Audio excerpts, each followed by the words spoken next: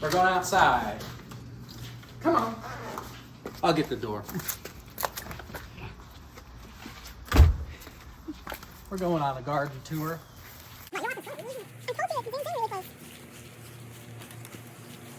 What are you doing? All right, so we're in the side yard. I'm just getting ready to put in the fall garden. That's why I want to do this tour, so you can see what happened through the summer. We're in the side yard now. As you can see, in this bed, this was the third bed I built maybe this year. I put in a bunch of tomatoes and peppers. You can come in close. He's standing over there like you don't know me. Lots of peppers. These are jalapenos. There's a small one there. Jalapenos. This one's starting to ripen. Lots of jalapenos. This one over here I transplanted. This one I transplanted weeks ago. It's not doing too great. You see the color of the leaves. I don't think the root system has really fully repaired itself from the transplant. So I don't know if I damaged it or what, but the porter tomato here is doing great considering how hot it is. Today we got up to about 95 degrees and we were hitting the multi-day triple digit temperatures. I don't know, about a month ago. I think it was mid-July. We're supposed to peak temperatures again at the end of this coming week.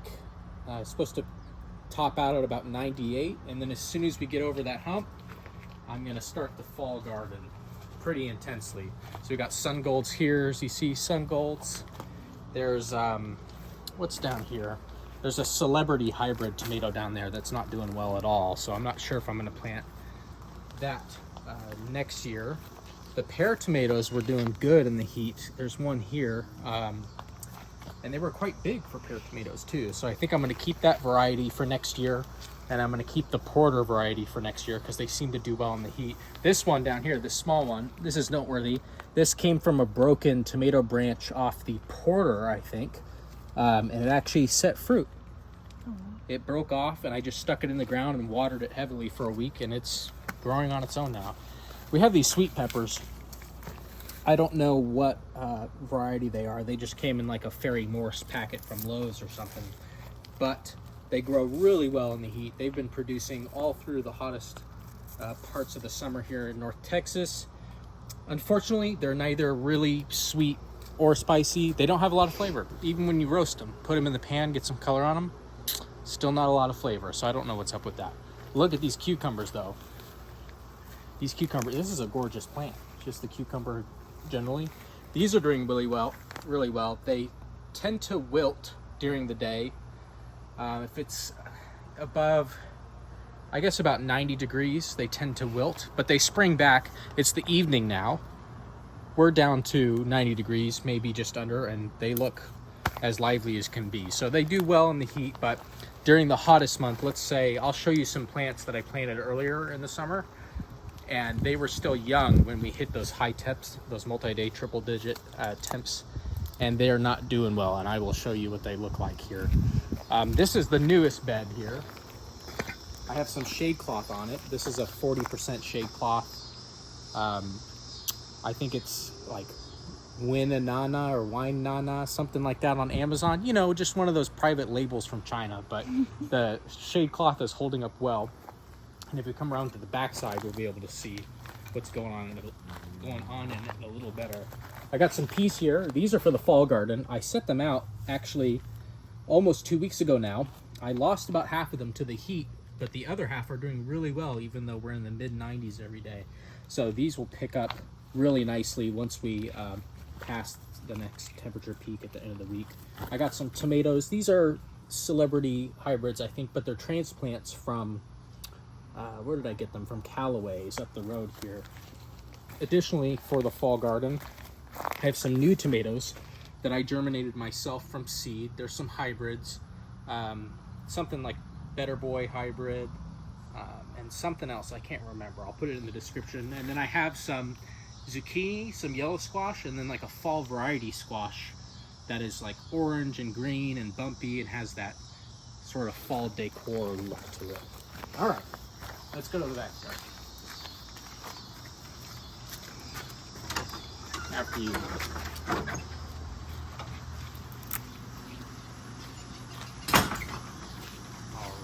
Let's look at this Texas sage here. I love this plant.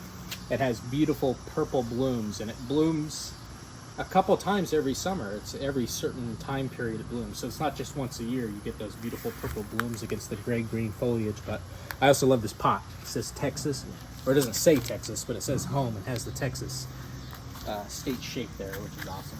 All right, in planters, I have another jalapeno, which hasn't been doing too well either.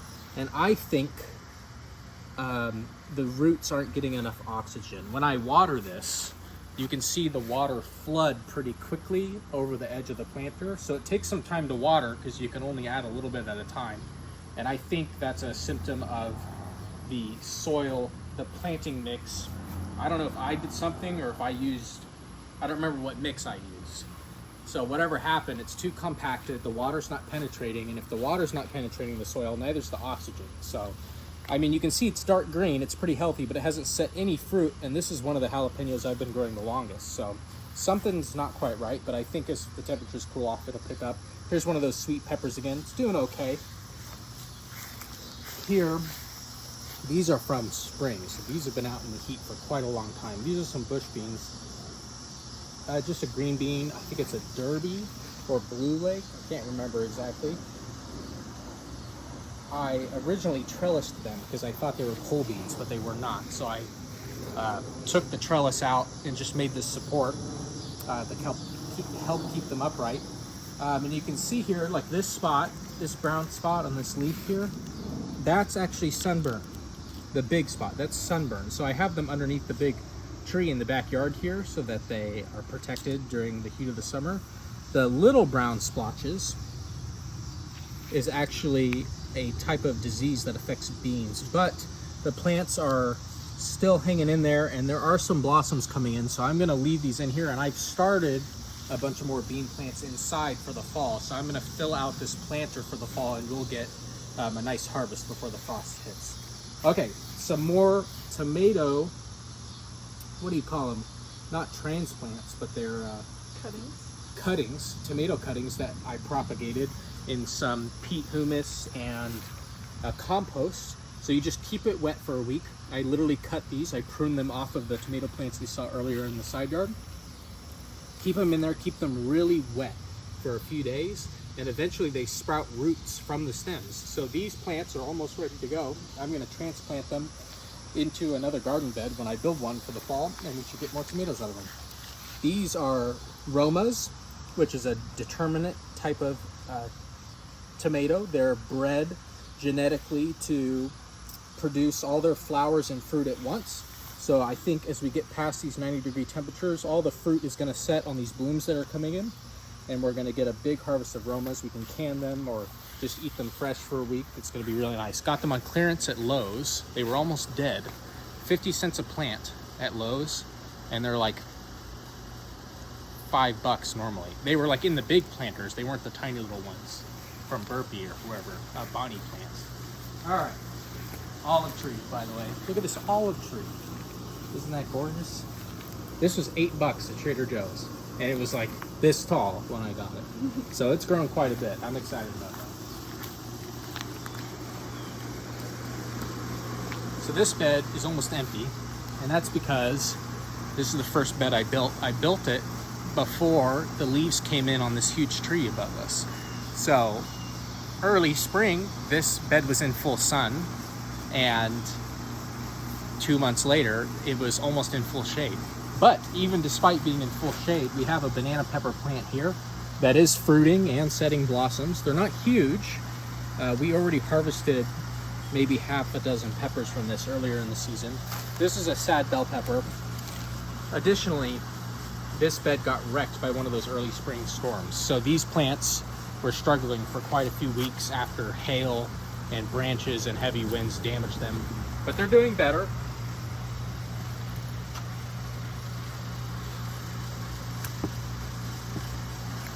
All right, I have some carrot seeds sitting on the soil under those boards, keeping them wet, keeping them protected from the sun. So hopefully those germinate for the fall garden. If not, I can plant more in the next couple weeks. They'll still be good before the first frost in the winter. Got some sweet potato vine, and some ornamental pepper. This is past its prime, but I think it will produce a few more peppers, so I'm leaving it in here. Yeah, I see a blossom on the backside. These, I think, are marigold seedlings. We had marigolds in these planters earlier this year, and they self-seeded, and I think those are marigold sprouts. Over here, this is one of those fall variety squash that's going to give us those like decor quality squashes.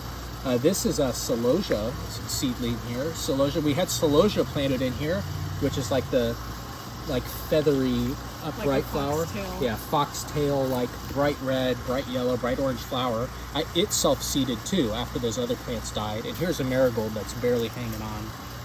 I've been watering this every day, so it's hanging on, still blooming.